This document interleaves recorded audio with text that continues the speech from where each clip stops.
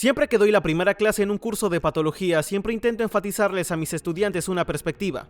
La anatomía se trata de cómo se construye un cuerpo, la fisiología de cómo éste funciona, y la patología es de cómo se desmorona o destruye. Hay una enorme cantidad de enfermedades, disfunciones y lesiones que el cuerpo humano puede atravesar, y el dolor se asocia a casi todas de ellas. Por eso en el video de hoy quiero utilizar los cadáveres para demostrarles las muchas estructuras asociadas con la transmisión y el procesamiento de los estímulos dolorosos. ¿Será entretenido? Empecemos.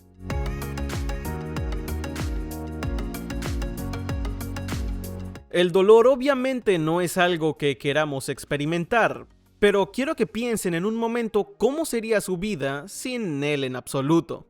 De hecho, hay gente que sufre exactamente de este problema. Tienen una rara enfermedad genética llamada insensibilidad congénita al dolor, y por eso no pueden sentir dolor en su sistema nervioso periférico como en sus manos y pies. Piensen en esto. Imagínense no poder sentir una quemadura, un corte, un rasguño o incluso un hueso quebrándose. Como se darán cuenta, ese sería un problema muy grande y nos conduce a los fines que debe cumplir el dolor, el cual actúa como un sistema de advertencia. Te alerta de que algo está mal o de que quizás deberías dejar de realizar lo que estás haciendo porque la situación solo puede empeorar. Al mismo tiempo, el dolor también es una efectiva herramienta de aprendizaje, ¿no? Todos hemos escuchado la típica historia de un niño que mete la mano sobre la estufa caliente y luego la quita porque se da cuenta que no debería volver a tocar eso. Igualmente se cometen errores. Yo me quemo bastante seguido cuando cocino, pero no pongo la mano sobre la estufa porque ya aprendí esa lección. Entonces piensen esto por un momento. Por indeseable que sea el dolor, este cumple con una razón muy específica. Para entender completamente la sensación del dolor, primero tenemos que pensar en otras sensaciones que pueden experimentarse diariamente. Me refiero a cosas como la percepción de la temperatura, los químicos o incluso la presión. Por lo tanto, como un breve experimento, quiero que coloquen su brazo frente a ustedes y que luego con su mano no toquen la piel, sino apenas el vello que tienen en su brazo. Al hacer esto, los estarán doblando y deformando el folículo que crece en su interior. Hay una neurona sensorial que enviará una señal basándose en esa deformación y sentirán una caricia, así se llama esto. Si coloco mi mano sobre la piel y empiezo a empujarla, estaré activando un receptor sensorial diferente que es el de la presión. En los músculos, los tendones y ligamentos hay otras neuronas sensoriales que transmiten información posicional. Ahora observen esto porque es interesante. Cierro mis ojos, pongo el brazo aquí adelante y ahora empiezo a moverme haciendo el tonto y vengo y hago... ¡Boom! Aún así logro tocarme la palma justo en el centro. A veces me preocupo de que no salga bien porque sería una vergüenza, pero esta es la propiocepción. Y ocurre cuando todas las neuronas dentro de mis tejidos blandos le dicen a mi encéfalo: hey, esta es la longitud del bíceps braquial y esta es la del tríceps braquial. Por lo tanto, incluso sin poder ver mi cuerpo, puedo entender en dónde me ubico dentro de un espacio tridimensional. También podemos sentir la temperatura, ¿no? Nos damos cuenta cuando hay algo caliente sobre nuestra piel dentro de un cierto rango específico. De hecho, la piel puede sentir temperaturas de hasta 52 grados Celsius o 125 Fahrenheit. Es un aproximado, pero mantengámoslo así para no complicarnos más. Si experimentan una temperatura que no excede ese rango, podrían sentirla incómodamente caliente a veces o muy cálida en otras ocasiones, pero aún no estarán experimentando daño alguno a sus tejidos. En cuanto ese rango es superado por los mecanorreceptores, cuya función es procesar la luz, el tacto, la presión y la propiocepción operando a un nivel normal específico. Y cuando te sales de ese rango, vas a empezar a lidiar con los receptores del dolor. Estos son los nociceptores. Por lo tanto, en cuanto se van alcanzando los 53 o 54 grados Celsius, el cuerpo recibe un estímulo nocivo. Y ese estímulo nocivo viaja hacia el nocireceptor, el cual envía la señal a la médula espinal. Entonces quiero que observemos el cadáver y veamos los nervios que transmitirán la señal. Este es el corte medio braquial de un brazo izquierdo. Este hueso es el húmero. Este músculo es el bíceps braquial y este de aquí es el tríceps braquial. Al voltear esto, se ven los músculos del antebrazo, de los cuales hay 20 solo ahí. Lo que están viendo aquí son específicamente los músculos anteriores del antebrazo, de los cuales hay 8 de este lado, aunque hicimos algunas incisiones para ver más cerca esta parte de aquí. Correré esto para mostrarles en lo que me quiero enfocar. Déjenme muevo estos músculos para mostrarles, incluso se ve una ramificación que está colgada. Este es el nervio ulnar, así como también se encuentra el nervio mediano y el nervio radial. Pero nos tomaremos un momento para distinguir a un nervio de una neurona. Una neurona es una célula individual que transmite impulsos y potenciales de acción. Cuando las neuronas son reunidas en grandes grupos, se obtiene un nervio. El nervio ulnar es mixto, lo que significa que envía información sensorial al encéfalo y motora a, por ejemplo, los músculos. Digamos que se queman el meñique. En ese caso, el nervio ulnar será el responsable por el dedo. Entonces, al sufrir esa quemadura, el estímulo nocivo será transmitido desde el nervio ulnar para luego viajar hacia todo el brazo, hasta alcanzar la médula espinal. Pasemos a otro cadáver para observar la médula espinal. Me tomaré un momento para orientarlos, así entienden exactamente lo que estamos observando. Esta es la lengua, esta es la mandíbula y aquí está la nariz. Por lo tanto, este es el lado anterior o frontal de la cabeza. Así que obviamente este es el hueso occipital y aquí se encuentra la parte de atrás de la cabeza. También notarán que hicimos una incisión arriba. Por eso esto se encuentra tan chato, ya que removimos el encéfalo y luego tuvimos que cortar la parte de arriba del cráneo. Como sea, pasaremos al encéfalo en un segundo. Este tejido conectivo es muy interesante porque es parte de las meninges. También podemos ver cómo la columna cervical se transforma en la columna torácica. De todas formas, en lo que realmente quiero enfocarme es en este tejido, el cual es la médula espinal. Como pueden ver, se encuentra protegida por la columna vertebral, más específicamente por su columna cervical. Algo que seguro no vieron es que aquí atrás hay otras extensiones de las vértebras, por lo que la médula espinal está literalmente rodeada de hueso para proteger todo esto. La médula espinal pertenece al sistema nervioso central. El sistema nervioso central también contiene al encéfalo y a la retina de los ojos. Aquí es donde ocurre el procesamiento de la información, por lo tanto cuando nos quemamos el dedo meñique, eso viajará a través del sistema nervioso periférico y el nervio ulnar para luego hacer sinapsis o comunicarse con otra neurona dentro de la médula espinal, en un lugar que es la sustancia gelatinosa. El nombre es largo, pero es algo muy importante, especialmente al momento de hablar de cómo modulamos o limitamos el dolor en cierto momento. Lo que sucederá es que la neurona secundaria subirá hacia la médula espinal para finalmente llegar al encéfalo, permitiéndole a uno empezar a ser consciente de que sufrió una quemadura. Este es el hemisferio derecho del encéfalo del cadáver al cual recién estuvimos viendo. Me parece una buena idea orientarlos para que entiendan con exactitud qué es lo que están viendo. Lo que estoy delineando con mi puntero es esta región muy plegada del encéfalo que es el cerebro. Estos pliegues son generados por estas protuberancias y estas muescas. Las protuberancias se llaman giros y son las que estoy marcando justo ahora con el puntero. Por su parte, las muescas que están aquí, bueno, todas ellas se llaman surcos. Que no se confundan con los giros, Me gusta interpretar estas cosas como montañas y valles, además de que me sirve en mi cabeza queda entendida esa naturaleza plegada. Estos elementos aumentan considerablemente la superficie del encéfalo para que puedan entrar más neuronas en un espacio más pequeño. También crean regiones geográficas. Aquí hay un surco gigante que llega hasta arriba del todo. Ese es el surco central, el cual literalmente divide al lóbulo frontal del parietal. También hay otro por aquí. Trataré de que lo puedan ver bien por la cámara, pero en este lugar se encuentra la cisura lateral, la cual separa el lóbulo temporal del frontal. Hay 4 lóbulos. Está el frontal, el temporal, el parietal y occipital. Este último se encuentra atrás del todo. Aquí abajo está el cerebelo, el cual se responsabiliza con el control motor. Al voltear esto, nos encontramos con partes anatómicas fascinantes. Pero quiero enfocarme en esto que, según mucha gente, se parece a un caballito de mar. Lo que estamos observando es el tronco encefálico, el cual se mete en el núcleo del encéfalo. Esto será muy importante para el tema del que estamos hablando, pero ante todo quiero aclarar que esta es la médula oblongada, la cual deriva en el puente de Barolio, y este a su vez se convierte en esta estructura que es el encéfalo medio.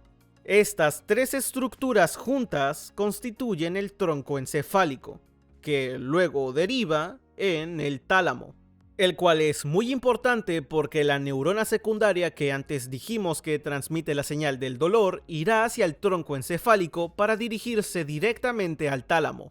Puede pensarse en el tálamo como un núcleo, ya que este ayuda a redirigir señales a su lugar indicado.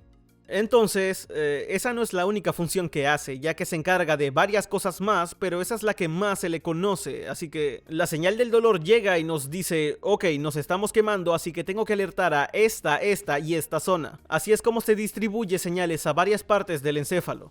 Colocaré el encéfalo aquí para mostrarles una de las zonas más importantes. ¿Recuerdan cuando les hablé sobre el surco central?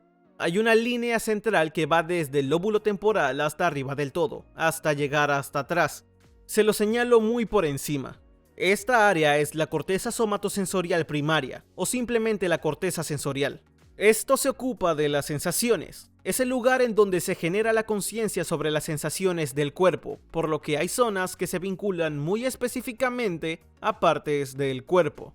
Hay una que se ocupa de la mano, hay otra que se ocupa de los dedos y hay una específicamente que se ocupa para los meñiques. Por lo tanto, si te quemas el dedo meñique, se activará una parte en especial de la corteza sensorial.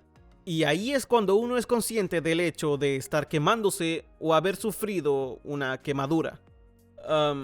Ahora, algunos autores sugieren que el tálamo tiene algún tipo de conciencia, por lo que quizás sea mejor decir que este genera una combinación con la corteza sensorial. Como sea, lo interesante es que antes de este punto uno técnicamente no tiene idea de haberse quemado. Aunque a uno le parezca que el dolor se genera instantáneamente, en realidad no se siente antes de ese momento. El tálamo también le enviará una señal a una estructura que desafortunadamente no podemos ver. De todas formas, voltearé el encéfalo. Fíjense que el puntero va en esta dirección y en esta. Ahora miren estas dos líneas, ojalá puedan ver esto. Lo pondré aquí. Ambas líneas intersectan más o menos por ahí y por aquí. Y esa zona es la amígdala, la cual pertenece a otro sistema fascinante que es el sistema límbico. Tendremos que hacer muchos más videos sobre el sistema límbico, pero retomando el tema, la amígdala es la encargada de las emociones negativas. No sé ustedes, pero si yo me quemo, no me pongo muy contento. Y eso se debe a la amígdala. Es un efecto generado a propósito y se remonta al inicio del video cuando hablamos sobre los fines del dolor. Uno de ellos es el aprendizaje. Si sentir dolor te pone feliz, es probable que luego se lo causen intencionadamente, lo cual sin duda sería un problema porque podrían hacerse daño. Entonces uno tiene que responder negativamente y de eso se ocupa la amígdala. Sin embargo, el dolor no se detiene ahí, sino que tiene que ser modulado. Por ejemplo, tengan esto. Si me quemo y retiro la mano, de esa manera, con la vista y con los demás sentidos, entiendo que ya no me estoy quemando. Pero aún así hay una herida, una inflamación y también tengo tejido quemado. Por lo tanto, el nociceptor continúa enviando la señal, pero nuestro cerebro entiende que ya no estamos siendo quemados. Entonces, regresemos aquí.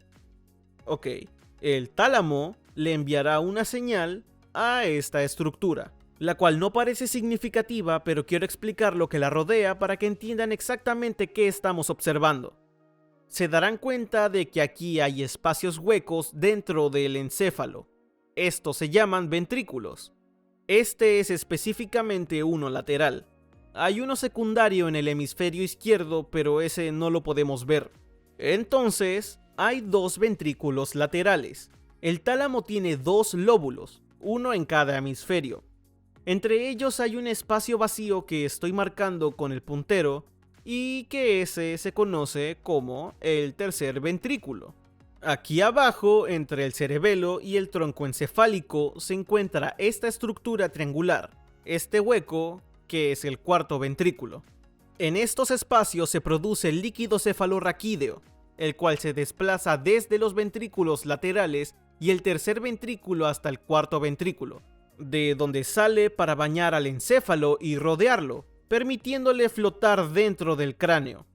Y entonces, para que el tercer ventrículo se conecte con el cuarto ventrículo, aquí hay un tubo que es el acueducto de Silvio o acueducto del mesencéfalo, el cual está completamente rodeado por la sustancia gris periacueductal. Ahora, si se fijan aquí, verán que hay una porción gris y una blanca. En la gris ocurren muchas sinapsis mediante las cuales las células se comunicarán entre sí, mientras que en la blanca se envían señales que surgen como resultado de esa comunicación. De la misma forma que hay materia gris aquí, también la hay rodeando el acueducto de Silvio. Entonces, el tálamo le indica la sustancia gris periacueductal que rodea el ventrículo. ¿Era así o...? No, ya me acordé, disculpen. Perdón, era el acueducto de Silvio que generará una cascada de señales que serán transmitidas hacia el tronco encefálico para finalmente llegar a la médula espinal. Estoy mencionando una gran cantidad de términos. Como se habrán dado cuenta, me estoy empezando a enredar con las palabras. ¿Quién se hubiera imaginado que las neurociencias y la neurología eran complicadas? Como sea, resumiré lo que estaba explicando. Cuando el tálamo dice, miren, ahora que no se está recibiendo ninguna quemadura, podemos empezar a entumecer el dolor. Está comunicándose con la sustancia gris periacueductal, la cual a su vez transmite la información a otras estructuras, finalmente dirigiéndose por la médula espinal y llegar a la sustancia gelatinosa que mencionamos anteriormente. Ahí es donde el nociceptor y la neurona secundaria se comunican.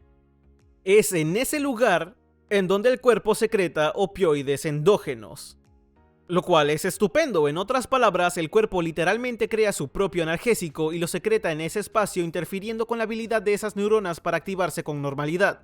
Y ahora escuchan el timbre de la escuela. No sé si lo oyen, pero eso interfiere con la habilidad de esas neuronas para activarse con normalidad, de tal modo que se termina sintiendo menos dolor. Los humanos hemos encontrado la forma de generar opiáceos y opioides farmacéuticos. Hablaremos sobre los opioides y los opiáceos en otro video, pero es alucinante pensar que el cuerpo puede crear eso por sí solo.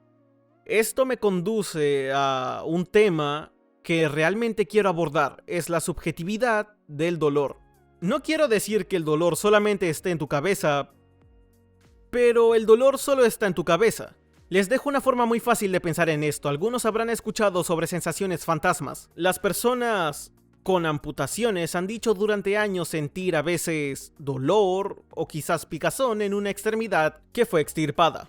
Eso tiene sentido por completo si nos retrotraemos a la corteza sensorial del lóbulo parietal del encéfalo, porque aunque los nervios, las neuronas y los nociceptores ya no estén, el área del cerebro que se ocupaba en esa parte del cuerpo sigue estando. Entonces puede ocurrir que esas neuronas se activen dentro del cerebro, enviándole sensaciones extrañas y a veces dolorosas a personas amputadas. Esto demuestra lo subjetivo que es el dolor. Ahora, imagínense esto, si yo le diera a dos personas una patada en la espinilla, exactamente en la misma zona, con la misma intensidad, y les pidiera que del 1 al 10 me dijeran cuánto les dolió, me darían respuestas diferentes. E incluso si dijera el mismo número, este no significaría mucho porque ¿cómo lo cuantifico y cómo se compara el tuyo con el mío? No tiene sentido. Bueno, entonces se sabe mucho sobre el dolor y las estructuras asociadas a él. De hecho, acabo de hablarles a fondo sobre ello. Sin embargo, todavía se están aprendiendo cosas sobre la verdadera percepción del dolor. Hay diversas teorías sobre ese tema desde hace siglos hasta hace algunos años. Siempre surgen nuevas hipótesis que intentan entender esa forma o ese tipo de percepción. Entonces, aunque el dolor es definitivamente importante y quizás no les agrade, es algo que todavía se está intentando entender. Gracias a todos por ver, nos vemos en el próximo.